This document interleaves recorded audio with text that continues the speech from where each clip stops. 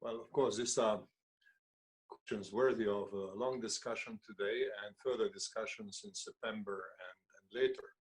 Maybe I should start by saying that as president of Club de Madrid, I'm very happy that we have this conversation today, because I think this will allow us to develop a set of questions which require an in-depth discussion in the future. Obviously, we are confronted with a changing world, with a changing reality, and there are many phenomena which are receiving very superficial, immediate answers. And there are traditional or old challenges which we know. Professor Peterson just spoke about the whole trade-off between freedom and security, a very old one, and of course one which is put in a very serious context with the COVID pandemic and everything that's happening around that. Now, I would like to start by kind of a memoir. You see, in 1980s, I was working as a human rights expert and in the United Nations, in various other places. And of course, at that time, we were discussing the whole range of human rights issues. Now, the right to privacy obviously has always been there and was discussed. But the perception at that time was that that's really not a very serious matter, because what was serious were like freedom of expression, that was seen as very serious. The right to trial was seen as something very serious. Protection of life and physical integrity of prisoners was seen as something very serious. Limiting the government's possibilities to declare states of emergency, all that was seen as very serious, but privacy was not. Now the world has moved much further, and today I think we live in a better situation than back in 1980s. But then again, we understand the centrality of the problem of protection of privacy much better. And I think that we meaning many of us, are seriously concerned, really seriously concerned. Now, privacy is not about protection of family secrets. It's not about hiding. It's about something fundamental. It's about human agency. It's about protection of human person to be able to function in society as a human person. And technology can be a very real, very serious threat to that. So the first requirement of this whole discussion would be to put the questions of the right to privacy at the center and figure out protection that is adequate. Now, of course, this is extremely difficult and will depend differently from different countries, different cultures, different legal systems, everything, but it remains central.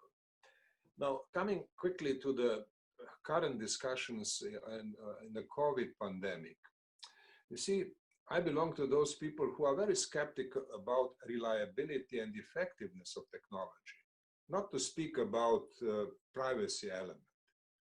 When I hear all this stuff, how the technology can ensure kind of control over spreading of the virus, I'm very skeptical. I don't think that it's doable. And we can see in Singapore, for example, how great technology in a country which doesn't care too much about privacy and protection of individual, a second wave happened as a result of spreading of disease among the migrant workers who were by definition not protected. So this brings me to Professor Shukri's discussion of vulnerable groups, which are often neglected in these discussions. So in addition to that, obviously, in the COVID world, we have the problem of surveillance and problem of gratuitous use of data via different channels. And Professor Peterson spoke about that, so I don't think I have to elaborate on this any further.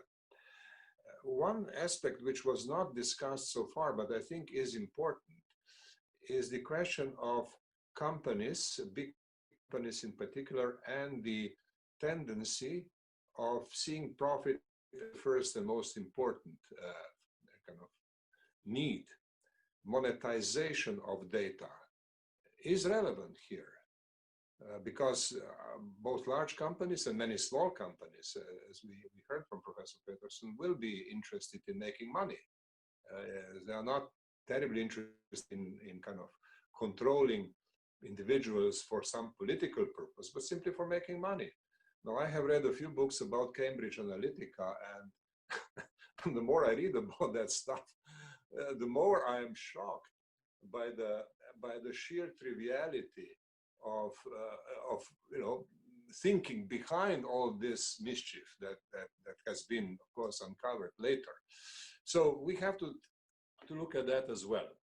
Now, let me conclude by referring to two questions which are really important for policymakers. At the national level, how does a state deal with prevention and punishment of gratuitous surveillance, which can be exercised either by state agencies or by private actors? Gratuitous surveillance should be banned. There should be real bans and real criminal legislation which would make this sort of activity serious offense.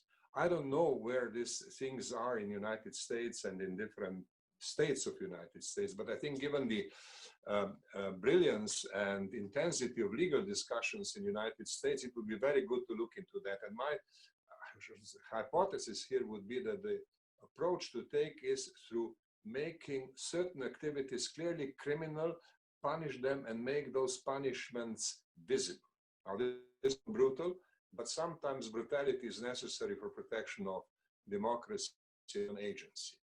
My second suggestion here is to think about the global developments really with great care. Now, obviously, we shall have, as Professor Portland said, of course, a lot to discuss about COVID-19 and various techniques, and WHO, which will have its annual assembly in a few days, will probably start a discussion about that. That's one aspect. But then there is also a question of a problem which has been in the making for the last 2 decades or so, and that is fragmentation of cyberspace.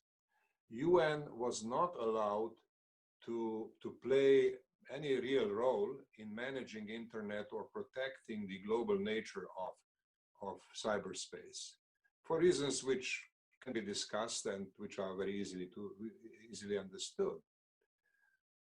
And we are now in a world where a new Cold War is a possibility between the United States and China. This will deepen the fragmentation enormously and paralyze international communication tremendously. We already see marginalization of the United Nations.